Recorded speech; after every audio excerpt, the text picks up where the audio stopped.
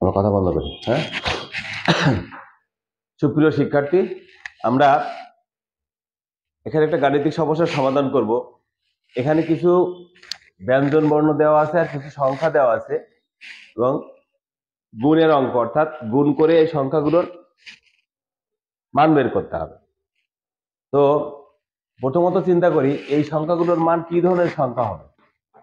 অবশ্যই এক অঙ্কের সংখ্যা হবে, অর্থাৎ অঙ্ক বসবে। কেন অঙ্ক বসবে?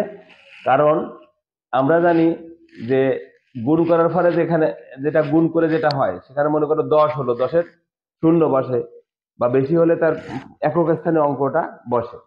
তার মানে এইগুলো সবই অঙ্ক। গড় মান হাইয়েস্ট 9 হতে পারে, আর সবচেয়ে ছোট হতে পারে 0, বা গয়ের মান সবগুলোর মান এরকমই হতে পারে যে 0 থেকে 9 পর্যন্ত যে কোনো অঙ্ক হতে পারে। এখন এই সমস্যার সমাধানের চিন্তা করবো যে কিভাবে আমি ক খ গড় মান বের করতে পারি। ঠিক আছে, এবং আরেকটা ব্যাপার হলো গড় মান যদি এক হয় সবগুলোই এক হবে। গড় মান এক হলে এখানেও এক হবে, এখানেও এক হবে।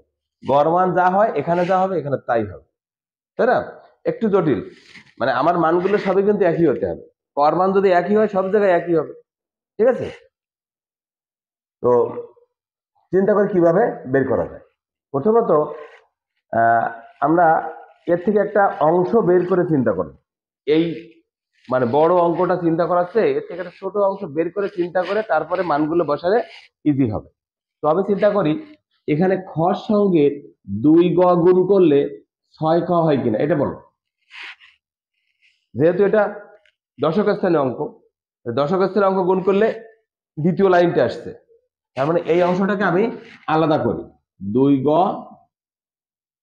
গুণ খ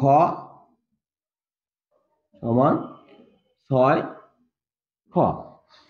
এবার আমি চিন্তা করি যে গ এবং খর মান কত হলে এখানে উত্তরটা মিলবে, তাই না? অর্থাৎ গড় মান যা হবে এখানে দিব, খর মান যা হবে এখানে তাই হবে, এখানে তাই হবে। দেখো এই 2 এর সঙ্গে এই খ গুণ করলে 6 এসেছে কিনা। 2 এর সঙ্গে খ গুণ করলে 6 এসেছে না? খর মান কত?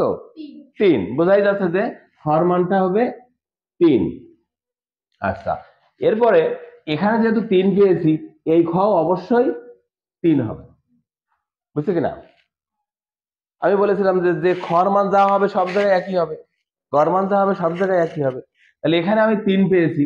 এখন এই 3 এর সঙ্গে গড় মান এমন দিতে হবে যেন গুণ করলে 3 হয়। 3 এর সঙ্গে এমন একটা সংখ্যা দিতে হবে যা গুণ করে 3 হয়। কত? 3 এর সঙ্গে এমন একটা সংখ্যা দিতে হবে যা গুণ করলে 3 হয়। মনে করো ক গুণ 3 সমান 3, তাহলে গড় মান কত হবে? 1। Very good, 1।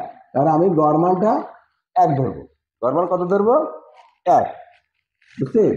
গড় মান 1 ধরবো। তাহলে আমি কি পেয়েছি? গ এবং খর মানটা অলরেডি পেয়ে গেছে কিনা। এখন এই যে এটা ছিল, সমস্যাটা ছিল, এখানে আমি খ এবং গড় মানটা বসানোর চেষ্টা করি। গড় মান কত? 1। তার মানে আমি আবার নতুন করে লিখি 2 গড় মান 1, খর মান 3, গড় মান ক থেকে গেল 4, গড় মান 1, খর মান 3, 6 ক ক ক। এবার চিন্তা করো যে কর মানটা কি হতে পারে। দেখো এইগুলো যোগ করেই তো কর মান আসছে। দেখো এখানেও যোগ করলে 7 হয়েছে, এখানেও যোগ করলে 7 হয়েছে। তাহলে এই দুটোই তো 7 পেয়েছি, বাকিগুলো আর চিন্তা করার দরকার আছে? কারণ কি সবগুলো তো একই হবে।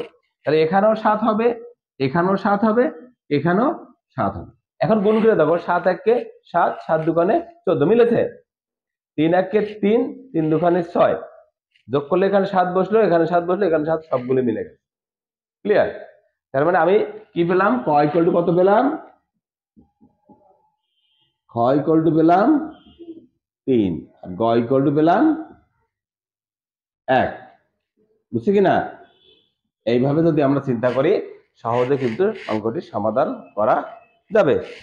বুঝছো? ওকে, থ্যাংক ইউ।